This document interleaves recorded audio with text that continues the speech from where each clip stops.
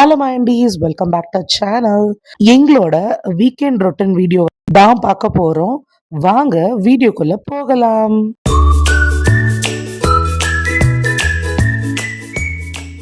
வீட்டில் இருந்தாலே நான் கொஞ்சம் லேட்டாக தான் எந்திரிப்பேன். அதுலேயும் இப்போ பரபரப்பான சூழலில் மார்னிங் ஏஞ்சதுமே முதல் வேலையாக நான் வந்து நியூஸ் சேனலில் செக் பண்ணுறது தாங்க என்னோடய வேலை. என்ன அப்டேட்டு, ஏது விஜய் சிஎம் ஆவாரா, பெரும்பான்மை கிடைச்சதா கிடைக்கலையா, விசிகே சப்போர்ட் பண்ணாங்களா இல்லையா, இதே தாங்க என் மைண்டில் ஓடிட்டுருக்கு. தூங்க போகிறதுக்கு முன்னாடியும் இதே தான் வேலை, ஏஞ்சாலும் இதே தான் நம்ம செக் பண்ணுற மாதிரி இருக்குது. பட் எனிஹவ் ஏஞ்சாச்சு. ஏஞ்சிட்டு ஃப்ரெஷ்அப் ஆகிட்டு வந்துட்டேன்.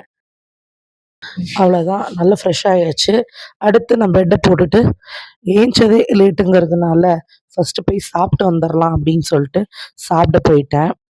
வீக்கெண்டுன்றதுனால எங்கள் வீட்டில் பிரேக்ஃபாஸ்ட் கொஞ்சம் சிறப்பாக செய்யலான்ட்டு வெண்பொங்கல் அண்ட் வடை அம்மா பண்ணியிருந்தாங்க வித் தேங்காய் சட்னி.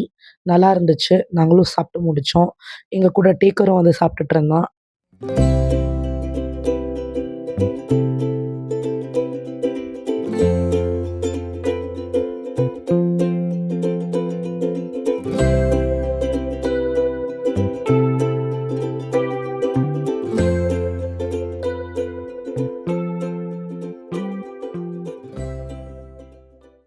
என்ன சுஷ்மா, அடுத்தது என்ன?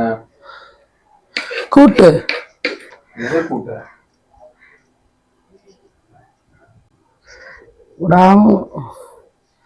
கூட்டு.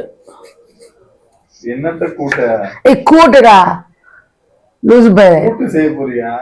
ஆமா. கூட்டு கூட்டு கூட்டுனா ஐயோ, நல்ல பாரு தெரிச்சிருச்சு.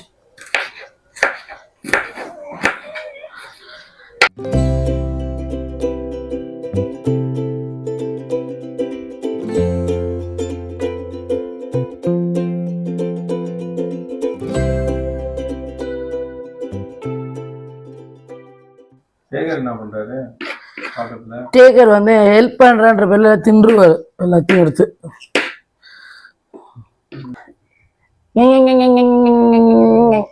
கிட்ட வந்து காட்டாத, கிட்ட ஜூம்ல காட்டு, வாய காட்டு. எனக்கு கோவப்படுது நீயே கட் பண்றன்ட்டு.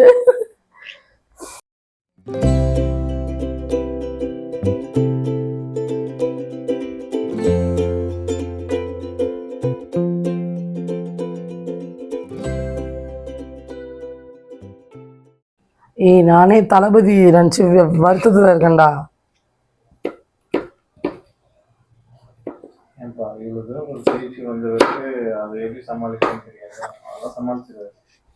சமாளிக்கிறதெல்லாம் ஓகே தான் டின்டோ.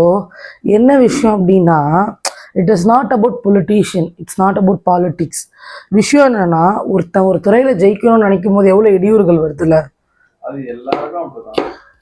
இல்லை இவ்வளோ, அதாவது மக்களுக்கே தெரியுது.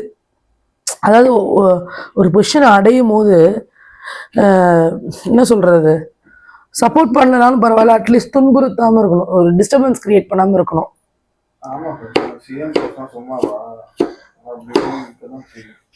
இருக்கும், பட் இட்ஸ் நாட் ஈஸி. மக்கள் வந்து ஓட்டு போட்டிருக்காங்க.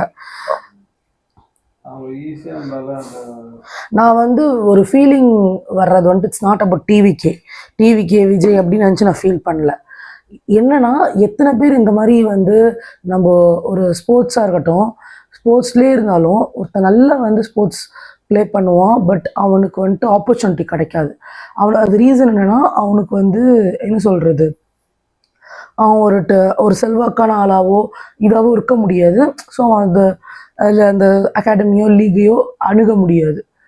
அதே மாதிரி தான் இப்படி வந்து இடையூறுகள் பண்ணுறதெல்லாம் ரொம்ப தவறு, சட்டத்துக்கு புறமானது தானே. இப்போ ஆளுநர் கூப்பிட்டு நீங்கள் பதவி ஏற்றுக்கோங்க, அதுக்கப்புறம் உங்கள் பெருமை நிறுத்திக்கோங்கன்னா பிரச்சனையே கிடையாது. ரொம்ப பெரிய வித்தியாசம் இல்லைல்ல, ஓரளவுக்கு நெருங்கிட்டார்ல. இவ்வளோ தூரம் ஓகே. 120 சீட்ஸ்லாம் நேற்று நைட்டு போட்டு அடுத்த நாள் இன்னைக்கு காலையில் வந்துட்டு இது ஆதரவில்லை அப்படின்னும் போது எப்படி இருக்கும்?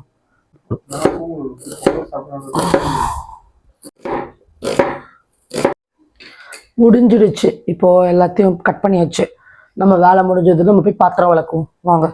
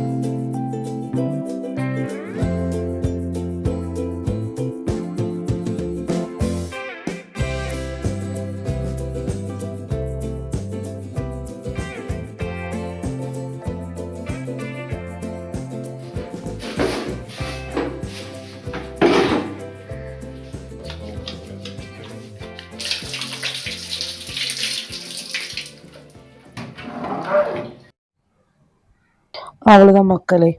நான் வந்துட்டு குளிச்சுட்டு சாப்பிட்டோம். மத்தியானம் லஞ்சு அது எடுக்க முடியல, மிஸ் பண்ணிட்டோம். அதுக்கப்புறம் சரி டிமார்ட் போகலான்னு சொல்லிட்டு ஒரு ஈவினிங் ஒரு 5:30க்கு கிளம்பலான்ட்டு கிளம்புனேன். அவ்வளோதான் 2 பேருமே சேர்ந்து போகலான்னு சொல்லிட்டு கிளம்புனோம். கொஞ்சம் வீட்டுக்கு தேவையான ப்ரொவிஷன்ஸ் எல்லாம் வாங்கிட்டு வரலாம் அப்படின்னு சொல்லிட்டு.